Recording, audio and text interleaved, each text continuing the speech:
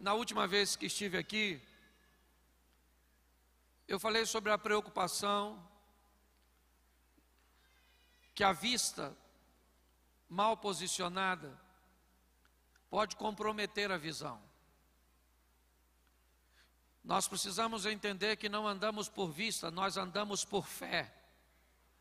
Nós precisamos entender que, independente de tudo aquilo que está ao nosso redor, Deus está onde sempre esteve, no controle de tudo. Eu falei uma história aqui, quero repetir para fazer uma introdução dessa mensagem. Um homem entra no metrô em Nova York com seus 2 filhos. E assim que as portas do metrô se abrem, esses 2 meninos então começam a correr dentro do vagão, de um lado para o outro, batendo nas pessoas. E aquilo começou a incomodar os passageiros. O pai do menino estava sentado e não falava nada. E os meninos corriam para lá, corriam para cá, caíam em cima de um, caíam em cima de outro. E aquilo criou um mal-estar tão grande nas pessoas, que um homem resolveu abordar o pai e disse: você não está vendo o que os teus filhos estão fazendo? Eles estão nos incomodando. E o homem disse: eu não sei o que fazer, Senhor. Eu acabei de vir do hospital. E assim que os meninos receberam a notícia que a mãe deles morreram, eles ficaram desse jeito. E eu não sei o que fazer. Eles não estão conseguindo assimilar. E naquele momento, naquele vagão, os meninos continuaram fazendo bagunça. Mas a mente das pessoas mudou depois de saber o que estava acontecendo. Às vezes as coisas não vão mudar ao seu redor, mas elas podem mudar dentro de você. Por muitas vezes nós vamos ver situações extremamente desafiadoras, ambientes totalmente pessimistas, mas nós não somos movidos por aquilo que está ao nosso redor. Para nós, o sol brilha sempre, porque Deus está no controle de tudo. Não permita com que a vista contamine a sua visão. Entenda que você vive na presença de um Deus de milagre, de um Todo-Poderoso. Aquele que há de vir virá e não tardará. Hoje muitas pessoas têm dificuldade de mudar a sua história por causa de uma mente aprisionada, por causa de uma visão, extremamente limitadora. E eu quero compartilhar com vocês, é uma reflexão rápida. Eu preciso que você abra a sua Bíblia para nós iniciarmos. Segundo livro dos Reis, no capítulo 7, no verso 1. Segundo livro dos Reis, capítulo 7, verso 1, diz assim: então disse Eliseu: ouvi a palavra do Senhor, assim diz o Senhor, amanhã, quase a este tempo, haverá 1 medida de farinha por 1 siclo, e 2 medidas de cevada por 1 siclo à porta de Samaria. Verso 2: porém um senhor, em cuja mão o rei se encostava, respondeu ao homem de Deus e disse: eis que ainda que o Senhor fizesse janelas nos céus, poder-se-ia fazer isso? E Eliseu disse: eis que o verás com os teus olhos, porém disso não comerás. Feche seus olhos por um momento. Senhor, continua falando conosco. Usa-me como um canal de bênção nesta hora, pelo poder do nome de Jesus. Amém. Glória a Deus. Amém. Eu quero começar essa mensagem com aquilo que está acontecendo neste lugar. Nós vamos ver o estilo de vida que Eliseu resolveu viver, suas experiências exponenciais, extraordinárias, acima da média, é verdade. Mas ele deixa aqui um alerta para todos nós. Samaria estava cercada. Uma situação que havia se agravado muito, mas muito. Num dos momentos o rei está passeando, está dando uma volta e ele encontra uma mulher que traz para ele uma questão pedindo ajuda. E ele diz: o que eu posso ajudar você? Como eu posso te ajudar? Todos nós estamos numa situação extremamente difícil. E ela disse: eu preciso da sua atenção. Está vendo essa mulher aqui que está do meu lado? Eu combinei com ela que nós comeríamos o meu filho ontem. E depois nós comeríamos o dela. Nós comemos o meu filho. E agora ela escondeu o dela, para que nós não comamos. Neste momento,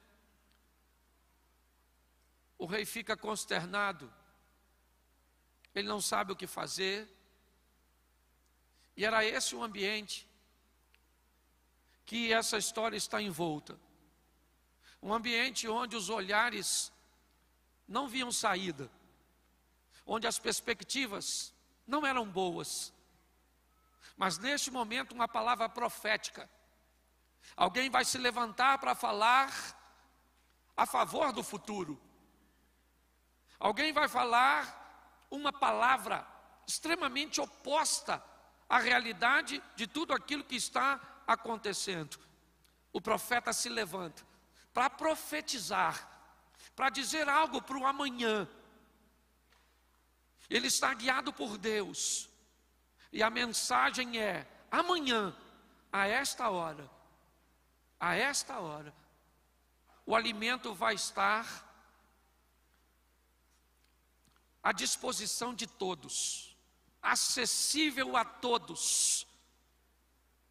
E nesse momento, alguém da diretoria do rei, alguém da cúpula, não consegue enxergar isso. E Eliseu diz: assim diz o Senhor, amanhã, a essa hora, a comida vai estar disponível e acessível para todos. E este homem diz: ainda que o Senhor fizesse abrir janelas nos céus, isso não poderia acontecer. Eliseu diz: por causa disso, você vai ver, mas não vai comer. Me parece que a Bíblia está dizendo que, se nós não crermos, não merecemos fazer parte. Se nós não tivermos coragem de agir de forma contrária, oposta a tudo aquilo que nós estamos vendo e ouvindo, nós não merecemos viver num ambiente de milagres. Nós não merecemos ver se cumprir na nossa vida. É o que ele diz para este homem aqui: eis que o verás com os teus olhos, porém disso você não vai comer. Se você não é capaz de crer, de acreditar que Deus vai fazer, vai realizar, você não faz parte, você não merece fazer parte disso. E o homem é colocado numa posição, certo? No momento em que a multidão descobre que a comida está disponível, e ele acaba morrendo pisoteado. Eliseu é alguém que vai nos dar uma grande lição, e é sobre ele que eu quero conversar com você hoje. Alguém que foi capaz de entender que o impossível podia se tornar viável se Deus estivesse no controle. Eu não sei o que você precisa, eu não sei o que você sonha para seu futuro, o que você pensa para a sua vida profissional, eu não sei qual é a sua realidade atual. Talvez no olhar humano ela seja extremamente desafiadora, um ambiente praticamente sem saída. Mas eu queria lembrar você que o Deus que você serve é um Deus do impossível e Ele pode fazer. Você está num ambiente de milagres e nós estamos lançando uma palavra para o seu amanhã. E quem crê, viverá. É assim que funciona. Nós precisamos amadurecer. E é isso que eu quero conversar com você.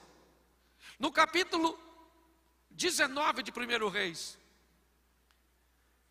Elias ouve uma palavra de Deus, que diz assim no verso 16: também a Jeú, filho de Nins, ungirás rei sobre Israel, e também Eliseu, filho de Abel-Omeolá, ungirás profeta em teu lugar.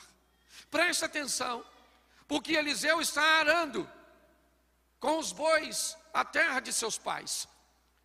Deus fala com Elias: vá até Eliseu e unge esse indivíduo, porque esse indivíduo vai ser profeta no seu lugar. Eu não sei o que Eliseu esperava da vida. Eu posso dizer para você, como muitos de nós não esperávamos que Deus fizesse na nossa vida o que fez. Só que Deus vai pegar um homem que andava atrás de bois, que seguia o caminho dos bois para arar a terra, e vai dizer para ele: agora você vai andar comigo, eu vou andar à sua frente, e você vai viver uma vida extraordinária. É a proposta. A proposta é sensacional, é verdade. Porém, ela vai gerar um nível de comprometimento.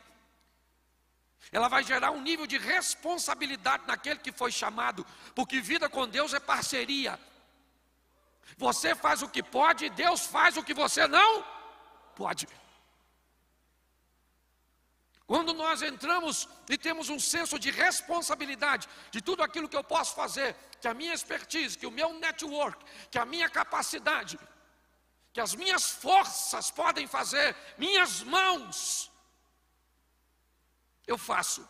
Mas aquilo que as minhas mãos não puderem fazer, o meu joelho vai tocar e as portas vão se abrir. O natural nós fazemos, o sobrenatural Deus faz. Você pode melhorar seu casamento, você pode ser um marido melhor. Você precisa de Deus para ser um marido melhor? Em algumas situações, sim. Em outras, não, só depende de tu. Você depende de Deus para ser uma mulher melhor, um filho melhor, um pai melhor, um irmão melhor? Não. Você depende de você. Ah, mas tem coisa que eu não consigo. E aí, então, se você não consegue, bota o joelho e fala: Senhor, eu não consigo. Eu preciso que o Senhor entre com providência a meu respeito. Gerar um senso de responsabilidade traz para a nossa vida um ambiente de milagres. Nós precisamos montar um cenário para que o milagre possa acontecer. Está na hora de sairmos dos bastidores da vida e subirmos do palco dela e protagonizarmos nossas próprias histórias. Vivemos o incrível, sensacional, o extraordinário. Por quê? Porque isso é possível. E se é possível, eu quero viver. Ah, pastor, eu acho muito difícil. Depois que inventaram a frase, é difícil, nunca mais foi fácil. É difícil emagrecer, é difícil guardar dinheiro, é difícil estudar, é difícil, é difícil, é difícil. E quem conseguiu? Conseguiu por quê? Porque venceu. É difícil, porque era difícil para ele também. Ah, pastor, eu não quero ter filho, porque criar filho é difícil. A minha pergunta é: se seu pai pensasse igual a você, provavelmente você não teria esse pensamento. Ainda bem que ele pensou diferente, né? Então nós vamos dar uma olhadinha, porque Deus falou com Elias, e Elias vai lá agora e vai encontrar com Eliseu no campo. E o verso 20 diz assim: então deixou ele os bois, correu após Elias e disse: deixa eu beijar meu pai e minha mãe, então eu te seguirei. E ele disse: vai e volta, pois o que te fiz eu? Voltou, pois, de os seguir, tomou as juntas de boi, os matou, com os aparelhos dos bois cozeu a carne, deu ao povo, comeram, se levantou, seguiu a Elias e o servia. Eu acho isso o maior barato. Elias vai lá e toca em Eliseu. Eliseu deixa os bois um pouquinho, vai até Elias e diz: meu senhor, eu entendi que o senhor está me chamando para eu ir com o senhor, mas eu tenho família, tenho minha mãe e meu pai. Então eu estou precisando dar um pulinho lá em casa, só para me dar um beijinho nele de despedida. Elias falou, vai e volta. Aí Eliseu foi lá, se despediu dos pais, provavelmente os chamou, voltou, pegou os 2 bois que ele estava arando, matou, pegou aquela cangaia toda de madeira, fez uma fogueirona, fez um churrasco ou um cozido, porque o povo não comia nada frito. E fez uma festona de despedida. Para quê? Para deixar seu passado para trás. Porque se você quer viver uma vida extraordinária com Deus, seu passado não pode vir contigo. Eis que as coisas velhas já passaram e tudo se fez novo. Chegou a hora de vivermos o novo de Deus. Mas tem gente que não consegue viver o novo porque anda arrastando o velho. Sabe? Ah, pastor, tem umas coisas na minha lembrança. Ah, pastor, quando eu era pequeno, meu pai me batia muito. Ah, eu fui abusado. Eu sou traumatizado. Vai ficar nessa? É isso? Traumatizadinho? Bullying? Na minha época de garoto, bullying era para fazer café. É só um trocadilho. Hoje, essas crianças ficam revoltadas. O passado, a Bíblia diz, eu vou trazer à memória aquilo que me traz. E o que não traz esperança? Eu limpo todo dia. Todo dia traz consigo o seu mal. Então eu faço uma limpeza para não aglomerar. Tem gente que vem falar comigo, eu pareço um aterro sanitário. Só tragédia. E aí? Tá difícil. Perspectiva, piorar. E o que você quer? Que Jesus volta? A minha vontade era falar, se ele voltar, tu não vai.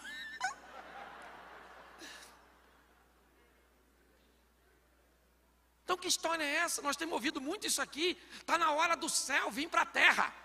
Seja feita a sua vontade, assim na terra como é feita no...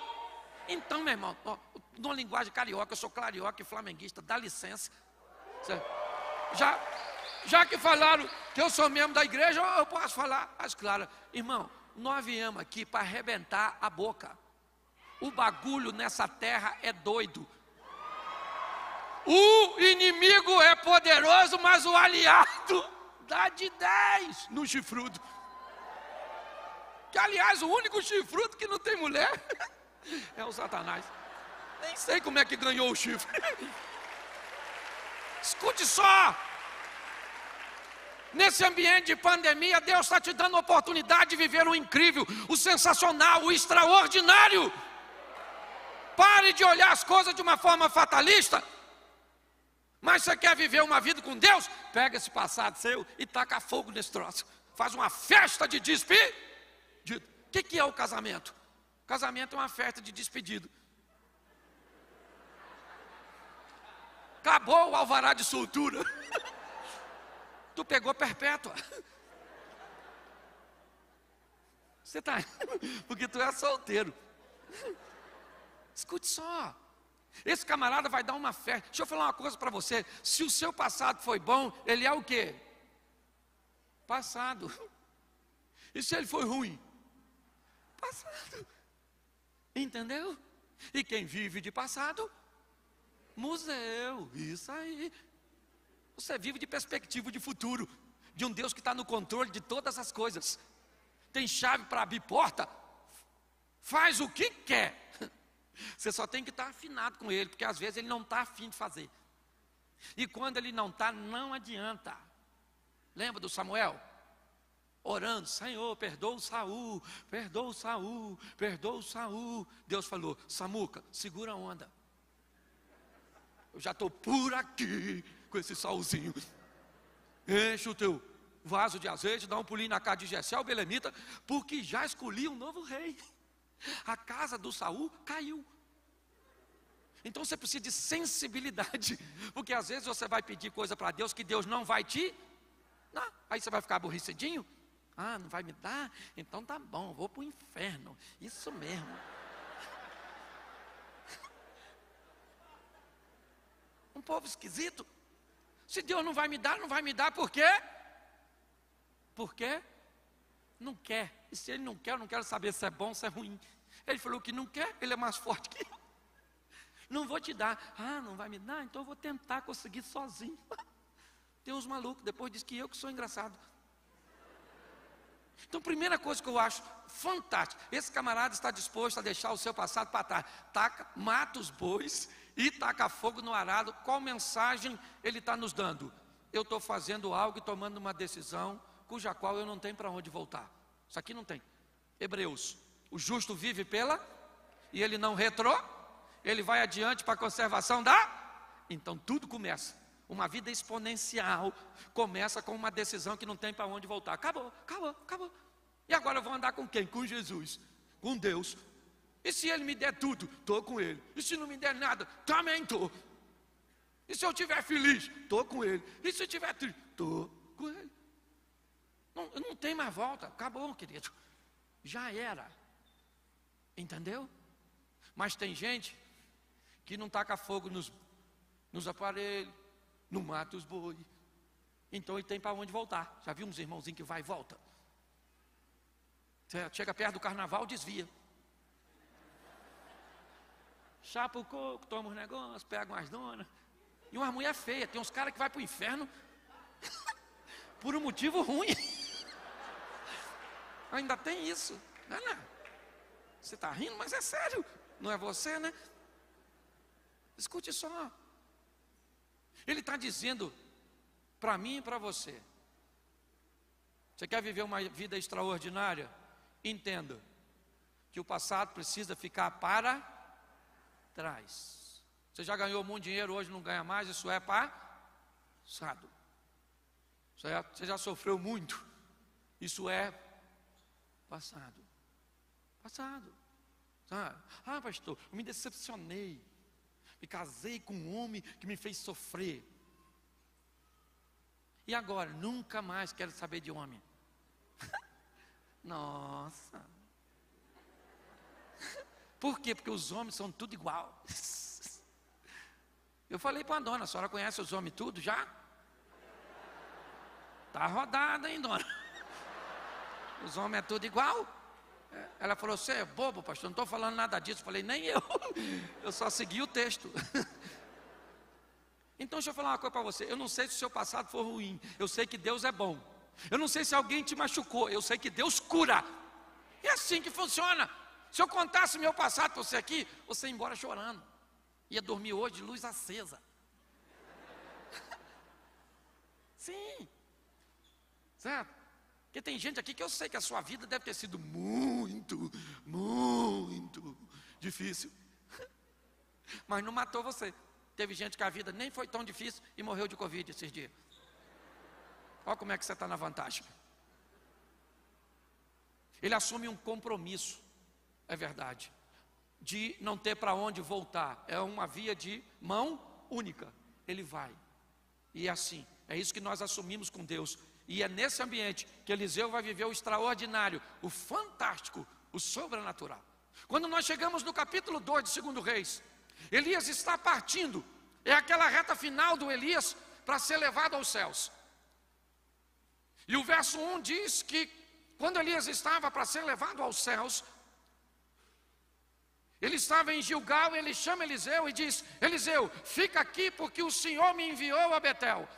Eliseu diz, tão certo como vive o Senhor e vive a tua alma, que eu vou contigo. Olha que beleza. O ponto de partida da reta final é Gilgal. Em Gilgal o povo foi circuncidado. Em Gilgal o povo fez uma aliança. Porque se nós queremos viver o extraordinário com Deus, precisamos assumir um comprometimento. Eu vou parar de pecar, ou diminuir minha margem de erro, ou então errar só em coisa assim que é fácil de consertar. Certo?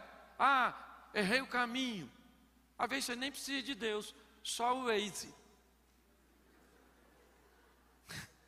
Errei na receita do bolo, é só jogar fora e fazer. Errei na escolha do cônjuge. Hashtag chupa essa manga. Que tem coisa que você pode errar, que dá para consertar com facilidade. Nós temos que assumir um compromisso, uma aliança com o Deus de Israel, como disse Ezequias, para que se desvie de nós o ardor da sua ira. Agora me tem vindo ao coração, é o que disse Ezequias. Se nós entendermos que o ponto de partida é uma aliança, onde o pecado perde força. A cada dia que passa, nós pecamos menos. Porque nós vamos de glória em glória, de fé em fé. Porque aquele que peca é escravo do... Por isso que... Por que a Bíblia diz que quem peca é escravo? Porque aí o pecado domina essa pessoa.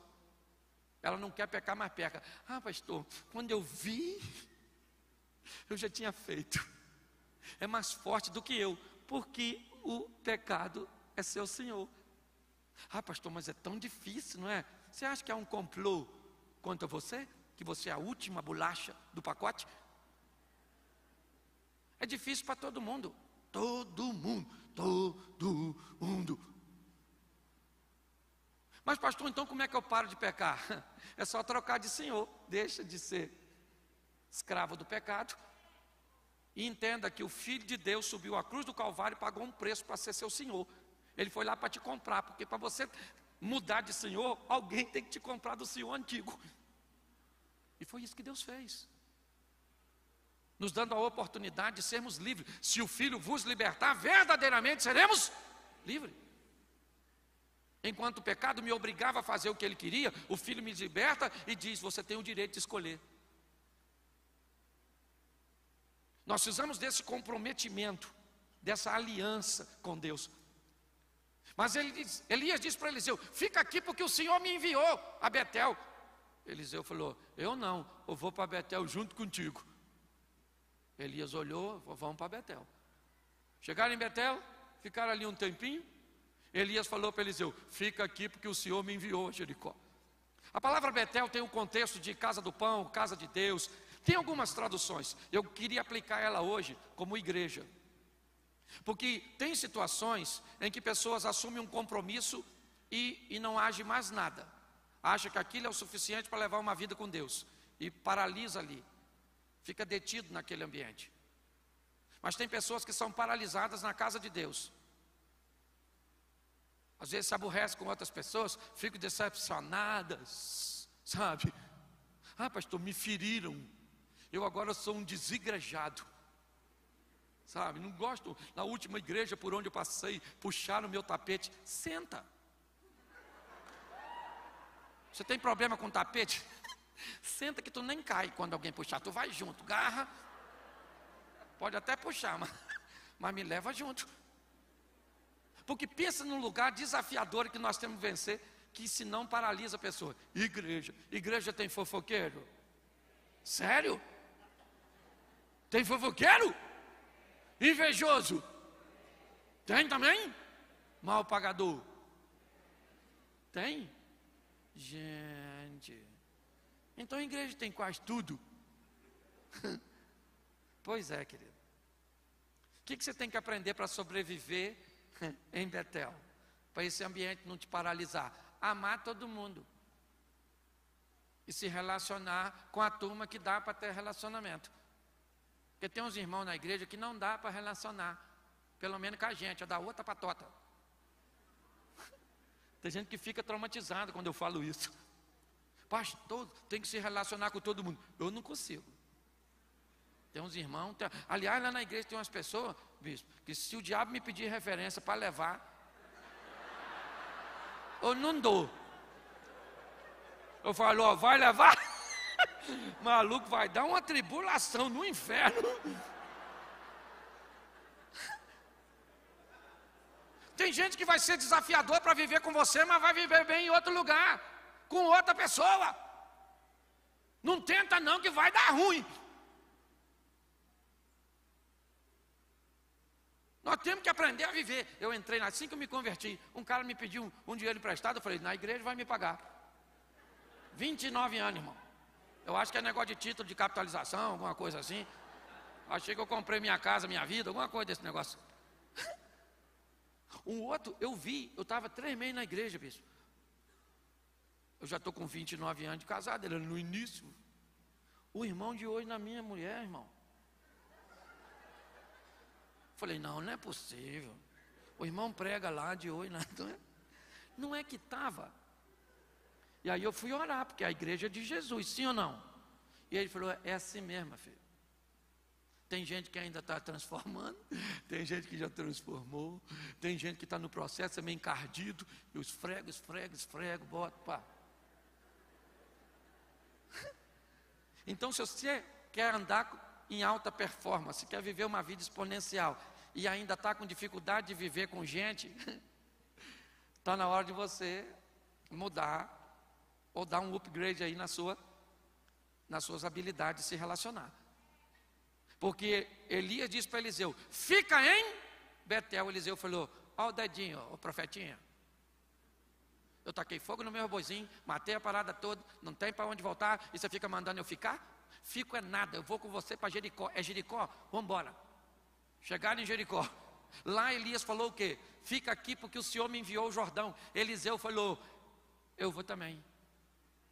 Eu fico pensando se sou eu, se eu já não tinha falado para o Elias, ô irmão, tu não quer que eu vá? Toda hora ficar falando, fica. Porque me parece que na caminhada cristã, volta e meia, nós enfrentamos o obstáculo dizendo para mim e para você, pare. Nós não queremos que você vá adiante. Que é o passado que nos assombra, que é a ausência de um comprometimento, que é um ambiente hostil, às vezes na igreja. Ou Jericó, cidade das palmeiras, cidade do mau cheiro, como você queira denominá-la.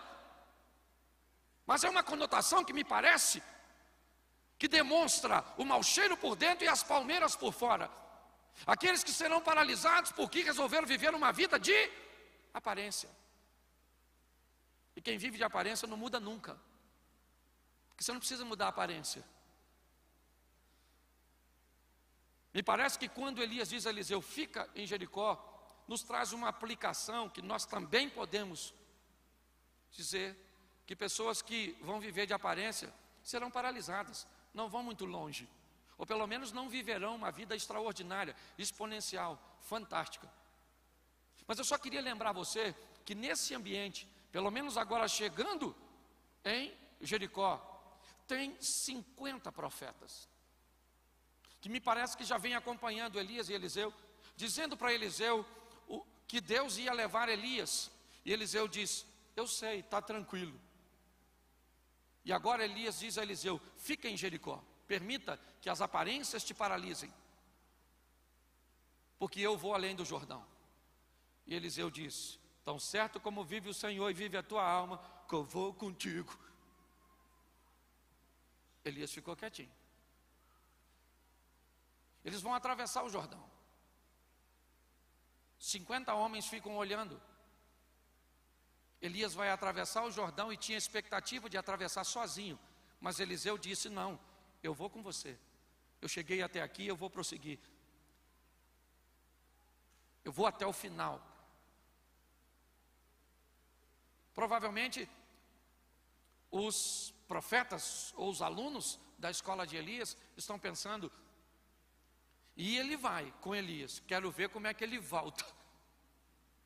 Eu imagino Eliseu entrando, o Jordão abriu, o Elias passando e o Eliseu atrás. E eu imagino ele fazendo as contas, taquei fogo no... matei meu boi, mandou eu ficar, se eu tivesse ficado em Gilgal, não estava passando agora, pé enxuto aqui, do outro lado. Elias fala para Eliseu assim, me pede o que você quer. Ô gente, pensa, me pede o que você quer que te... Eu imagino que Elias deve ter pensado, Eliseu vai pedir qualquer coisa. Mas Eliseu disse para Elias assim, eu estou a fim de receber uma porção dobrada do Espírito que está sobre o Senhor. Se o Senhor foi fera, eu quero ser fera. Eu quero uma porção dobrada, eu quero o extraordinário. Eu não cheguei aqui de bobeira, eu não caí aqui de paraquedas, meu irmão. Eu tive um percurso para chegar até aqui, e eu vim aqui para buscar o que Deus pode me dar. E o Deus, olha só, eu gosto do Eliseu. Um dia, quando eu estiver lá, porque eu vou. Eu já falei, Isso aqui. No céu nós vamos ter 3 surpresas, lembra? Primeira, cheguei. Caraca, não é que eu entrei? Caraca. Segunda, você aqui. E terceira, cadê fulano? Não veio. Eu quero fazer parte das duas. Primeira, a terceira deixa para os outros. Escute só. Olhe bem.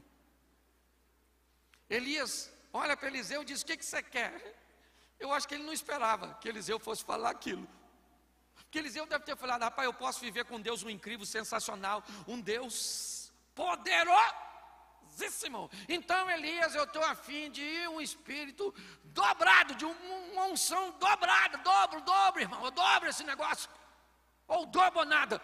Olha o que o engraçadinho do Elias fala para Eliseu: dura coisa me pediste. Dura coisa por quê? Quem vai dar não é você, é Deus. Eu não quero, eu quero o Espírito que Deus colocou sobre.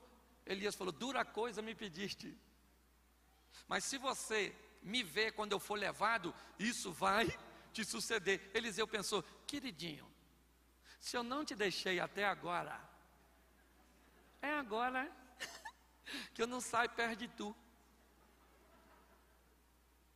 Aí a carruagem, objeto voador não identificado,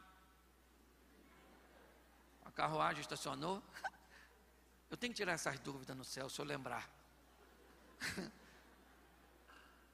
Se for para o inferno, vai com as dúvidas mesmo. Você está rindo, é sério. A carruagem estacionou, eu imagino o Eliseu. Se eu ver, eu recebo. Caramba! Me dei bem. A carruagem levanta voo. Elias joga a capa. Eliseu pega a capa dele, rasga e joga fora. Eliseu está dizendo: a minha capa foi muito útil, mas só me trouxe até aqui. Agora chegou uma nova fase da minha vida, e na nova fase ela não me serve mais. Quando a vida nos propuser uma mudança de nível, nós precisamos decidir o que vamos levar para lá, porque tem coisa que não cabe mais lá, tem comportamentos que não cabem mais lá, tem amizades que não cabem mais lá. Esse dia eu fui numa festa, me chamaram para ir numa festa de um amigo meu, aniversário, um amigão, aí fui. Não podia chegar na hora, porque normalmente quando tem festa que tem uma bebida, eu chego na hora cedo, onde todo mundo está sóbrio. Só pude chegar 4 horas depois. Estacionei meu carro, o cachorro que eu vim vindo na minha direção já estava meio zonzo. Umas músicas daquelas sensacional, sabe, uns hinos extraordinário, umas irmãs dançando. E na hora que eu cheguei, eu me perguntei: o que eu estou fazendo aqui? Aí já veio um: eu estou! Irmão! Já me deu logo um banho de cerveja, tiro foto com um montão de pinguço.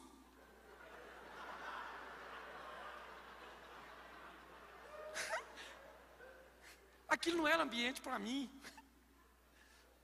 mas eu fui. Saí de lá sujo de cerveja. O aniversariante não lembra que eu fui, de tanto que ele bebeu. Então nem adiantou. E eu voltei para casa e falei com o moleque: eu não entendi o que eu fui fazer lá. Tem coisas e lugares e situações que não é mais para você quando Deus te muda de fase. Eliseu pega a capa dele, joga fora, pega a capa de Elias e presta atenção, é a nova fase. Eliseu para diante do Jordão, pontoso, como um bom carioca, a capa, e diz: esse cara sou eu.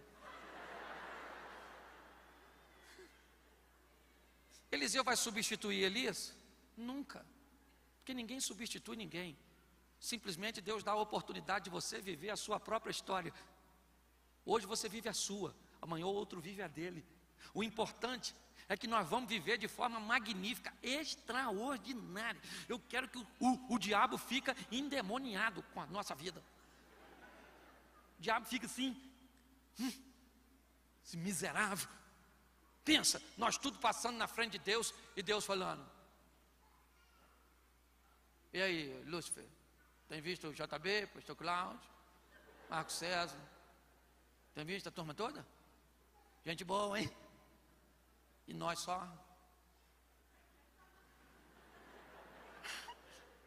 Isso é possível. É possível. Deus não pede para você ser santo, Ele só pede para você entrar no processo de santificação.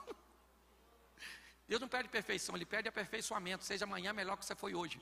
Faça igual o smartphone, uma versão melhorada de você mesmo. Entendeu? E agora o Eliseu tocou na água do Jordão. Jordão abriu, Eliseu passando sozinho. Cadê o Elias? Subiu. Do outro lado tinha 50 camaradas que olhou para o Eliseu e falou assim: caramba, Eliseu. E o texto ainda diz que esses caras são valentes. Por isso que quando eu vejo Jesus chamar Pedro de pôr café, quando fica em pé em cima d'água, eu pergunto aos discípulos que ficaram no barco, de pôr o quê? Tinha 52 profetas. 2 atravessaram o Jordão. 50 ficaram olhando. Isso nos dá um prognóstico de que uma minoria é capaz de tomar uma decisão que vai levar a sua vida para o próximo nível. Eu não quero saber a quantidade, eu só quero estar nesse grupo. É isso que eu quero propor a você. Ah, pastor, aqui tem um montão de gente. Será que muita gente aqui não vai viver o extraordinário? Não. Quem vai viver o extraordinário, quem não vai viver o extraordinário é quem não veio no culto. Você aqui vai sair daqui para... Escute só que eu estou terminando. Pensa num cara extraordinário, o Eliseu. Pensa. Mas um negócio que eu acho maravilhoso do Eliseu é que um dia o Eliseu morreu, porque todo mundo morre, sabia disso? Você vai morrer já. Daqui um dia você morre. Ninguém avisou você não, né? Pois é, daqui um dia você vai escutar: pastor Cláudio morreu. Deu um beijinho no ombro e fui. O Abraão foi sensacional, sim ou não? Mas morreu, a turma morreu tudo. Chegou a nossa hora.